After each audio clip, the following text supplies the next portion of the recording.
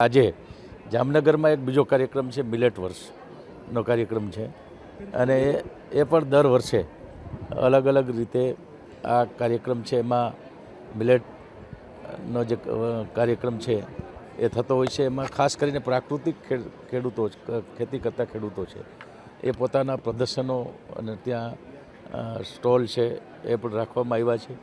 ખેડૂતો વધારે પ્રાકૃતિક ખેતી કરે અને ખાસ કરીને જાડુ ધાન્ય જે છે, જેને મિલેટ કહીએ છીએ આપણે, એ મિલેટને માટે ખેડૂતોને વધારે પ્રોત્સાહિત કરીને આપણે જોયું છે કે આજે અન્ય દેશોમાં પણ આપણું જે મિલેટ છે, બાજરી છે કે જુવાર છે, રાગી છે કે આ બધી જે ખાસ કરીને જે દાણાદાર અન્ન છે, ધાન્ય છે, એને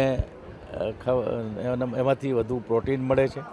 એને ખેડૂતો પણ એનું વધારે વાવેતર કરે તો એને વધારે મૂલ્ય પણ મળે છે અને એના માટે રાજ્ય સરકાર મિલેટ વર્ષ ઉજવવાનું નક્કી કરતું હોય છે. આજે મારે આજનો એ કાર્યક્રમ પણ જામનગરમાં છે, મિલેટ વર્ષનો. તો દરેક ખેડૂત ભાઈઓ ખૂબ મોટી સંખ્યામાં જામનગર જિલ્લામાંથી આ મિલેટ વર્ષની ઉજવણીમાં આવ્યા છે. ત્યાં કૃષિ વૈજ્ઞાનિકો છે એ પણ ખૂબ સરસ રીતે માર્ગદર્શન ત્યાં આપ્યું છે અને સારી એવી સંખ્યામાં ખેડૂતોએ પણ આ મિલેટ વર્ષમાં ભાગ લીધો છે.